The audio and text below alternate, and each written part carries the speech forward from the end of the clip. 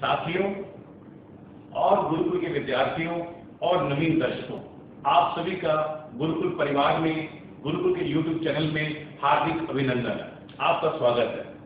मित्रों, ये YouTube channel ज्योतिष के नए नए विषयों के लिए और नई नई रिसर्च के लिए, आप लोगों के ज्ञान के लिए बनाया है। इसमें आने वाले समय में बहुत सारे यूजफुल टॉपिक आपके लिए लेकर आ रहे हैं।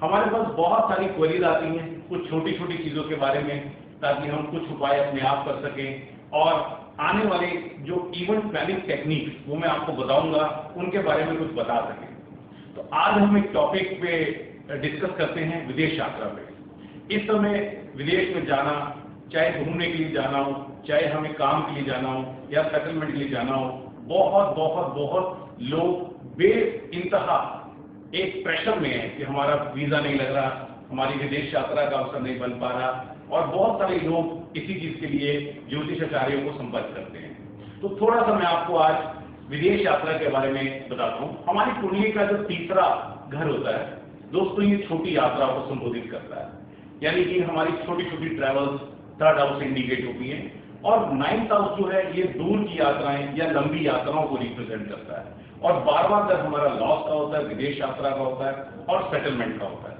तो दोस्तों, जब भी तीसरा, 9 और 12वां घर ये कनेक्ट होते हैं और जिस भी दशा के अंदर ये तीनों आपस में संबंध बनाते हैं, हमारा विदेश यात्रा का योग बन जाता है और हम जाते हैं। अब प्रश्न यह उठता है कि क्या विदेश यात्रा करने के बाद जो जातक है सेटल हो पाएगा? इसके लिए डिपेंड करता है कि तीसरा घर, 9वां घर, 12वां घर, ये तीनों पूर्ण रूप से कुछ लंबे समय के लिए उस योग को बनाएं, और उनका विपरीत योग घर वापसी का वो कुंडली में नहीं होना चाहिए। हमारा दूसरा घर कुटुंब का, फैमिली का होता है, 4th हाउस हमारा मातृभूमि, माँ का, सुख स्थान का, और 11वां घर हमारा इच्छा पूर्ति का, गेंद का। तो जैसी 2, 4, 11 की अगर हमारी कुंडली में एक संबोधन बना, तो हमारा 3, 9, 12 का योग कट जाएगा। इट मीन्स कि हम ट्रैवल करने जा रहे हैं और वहां से वापस आ जाएंगे। तो अगर हमें किसी को सजेस्ट करना है कि आपका सेटलमेंट होगा या नहीं होगा, तो पहले हमें 3rd house, 9th house, 12th house को देखना पड़ेगा, और अगर 2nd house, 4th house, 11th house का योग उस समय नहीं होगा, तो वो काफी समय के लिए विदेश में रह सकता है। इसका मतलब उसका सेटलमेंट हो सकता है। दोस्तों, और भी सरल तरीके से मैं आपको समझाने की कोशिश करता हूँ। हमारी कुंडली का चौथा भाव जो होता है, ये हमारा सुख का भाव होता है।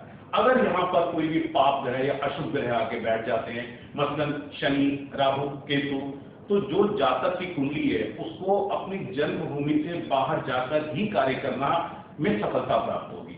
तो हम कह सकते हैं कि चौथा घर अगर पाप प्रभाव में है, तो उस जातक को विदेश में जाकर कार्य करना अच्छा रहेगा। अगर 12वें घर का, क्योंकि जो 12th हाउस है हमारा, ये विदेश यात्रा और एक्सपेंसेस को इंडिकेट करता है, अगर 12वां घर हमारे शुभ ग्रहों से दृष्ट है या संबंध रखता है या राशि से या हमारे प्लेसमेंट किसी भी तरीके से, तो इसका मतलब विदेशों से उस जातक को भारी भरकम बेनिफिट भी हो सकता है। और अगर 12वां घर हमारा खराब है और चौथा घर हमारा अच्छा है, इसका मतलब विपरीत हो गया, तो दोस्तों विदेश से उसको बेनिफिट नहीं होने वाला है।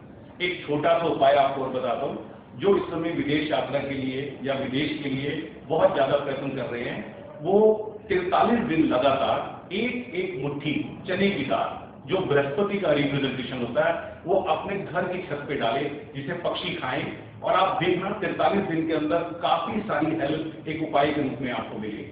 मित्रों, ऐसे छोटे छोटे टॉपिक्स आपके नॉलेज के लिए हम रेगुलर बेसिस पे लेके आएंगे।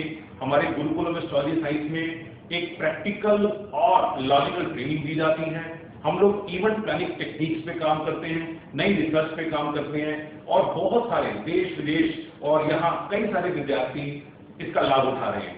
हमारी कुछ वर्कशॉप होने वाली है, कुछ नंबर्स नीचे स्क्रीन पर आपको दिए हुए हैं, आप यहाँ पर संपर्क कर सकते हैं।